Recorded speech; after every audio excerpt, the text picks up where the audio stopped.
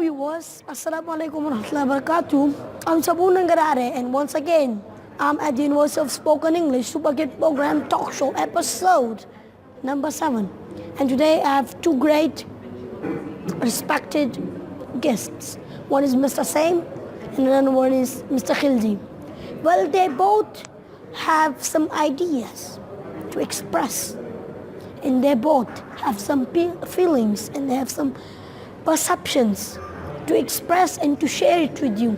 So my first question goes to Mr. Khilji, that what do you know, what do you want to say, that how to motivate our young generation, our youth? What is your perception, Mr. Khilji? Very much, Sam, for being a part of the Super Kid program here at the University of Spoken English. My perception and my ideas towards the Digital Youth Summit is that it is a very good step from the government of KPK, and it's a very good initiative. And I think the fiscal industry doesn't have that much capacity that can engage all our graduates from business schools, from medical schools, from engineering schools. And it has been so long that for the very first time in Pakistan, these things took place. And I think these type of seminars should be done again and again.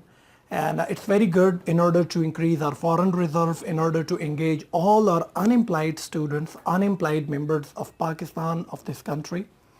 So if you look to the fiscal industry and look to the cyberspace virtual industry has more capacity than the fiscal industry.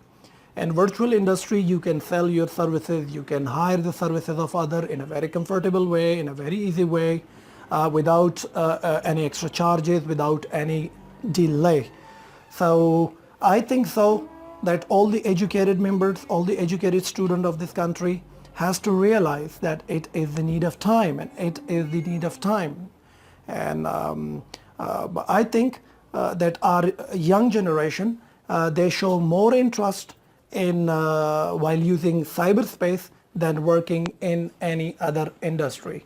There are new ideas, there are new ways to learn things, and there are different dimensions in which they can work very efficiently.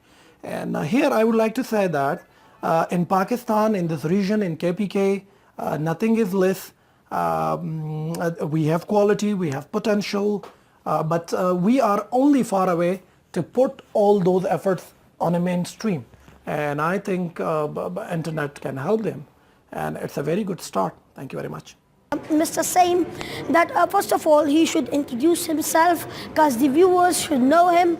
And the other question is that why is the reason that we have organized Digital Youth Summit 2017? So Mr. Saim, what is your view about this? What is your answer?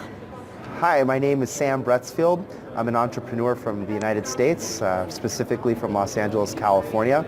I'm really excited to be sitting here with my new friend from Super Kids, talking a little bit about why I am here today in Peshawar, Pakistan, and why the Digital Youth Summit is being put on. And I really believe that the reason why this event is being put on is to help the youth of this region of Pakistan. There's a lot of really bright talent, a lot of really energetic people here, and a lot of really great ideas, and I'm very proud and happy to be here to help contribute my ideas and experience to the people of Peshawar. Well, that's really great, Mr. Saim. Well, I've just one ambiguity and one question that, mashallah, you have come to Peshawar and you are here to express your ideas and you are here to share your ideas. But, your ideas can't reach the poor people. So how can you make it reach there? So what's your answer about this, Mr. Saim? Okay. I believe that I can reach the very poorest of the poor by doing interviews like this with remarkable young men like sbawoon. Further, I feel that people that are living below the poverty line, in extreme poverty in slums, really can further themselves, by trying to get out and learn as much as they can, and to increase their learning, number one, and their education, number two, and to really think about ways that they might be able to contribute back to their own communities in meaningful ways. I've met a lot of really fascinating people in slums in Dhaka, Bangladesh, children like sbawoon, and you see a lot of entrepreneurial spirit even at those very, very basic levels, and it's just a matter of having enough exposure, I think, to things like the DYS Summit to help further their knowledge.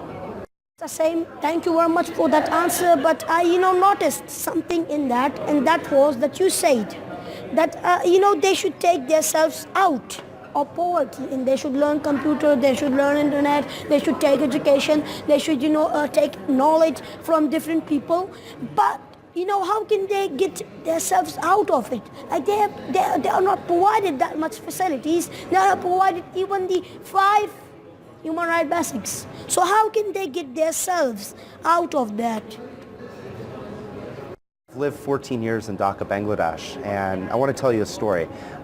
One of my dear friends, his name is Mubarak Hussain. Mubarak is 13 years old, just a little bit older than you are. And Mubarak lives in a slum called Corral.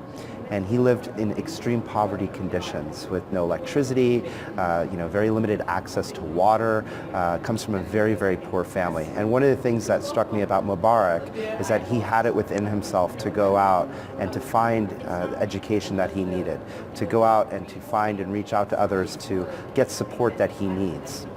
So I'm a true believer that what's important is it comes from within.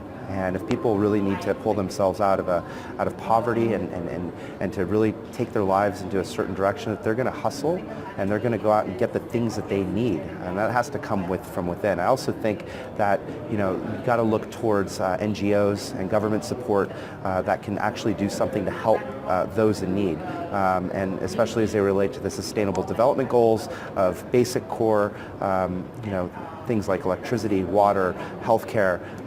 That really comes from the top down, and especially those in need.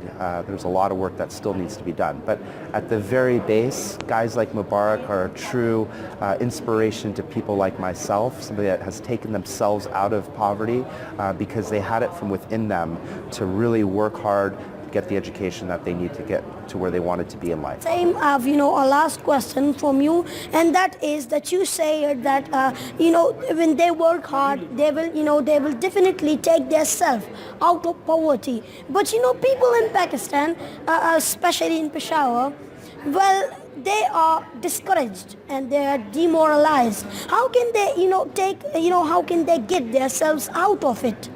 They say that we have no hope, they have, no hope. So how can they get themselves out of it? That's a really great question. And I think it comes down to mindset, right? If you believe and think that you come from nothing and have nothing, you're always going to be nothing. You have to be optimistic in life, and you have to really believe in yourself to really do great and inspiring things. So I would say to you, don't feel demoralized. Even though in the worst possible conditions that you are in, you still got to keep your head up high. And I'll give you a great example. In my 14 years spending time in Bangladesh, people of the country are some of the happiest people that I've met with smiles on their faces, even though they're coming from the most, living in villages with no electricity. But they still have a brighter hope for the future. And I really believe that you've got to keep your perception there. You cannot be demoralized, and you've got to bring yourself out of that. That is my mindset, that is yours mindset, that is, the mindset of the people who live in Bangladesh. But what about these people? They don't have a mindset like this, that they have nothing. Like Bangladesh, like they had nothing, as you say, that I have left there for 14 years. And they were happy. Even they had no electricity and blah blah things. But people in Pakistan, they have nothing and still they are unhappy.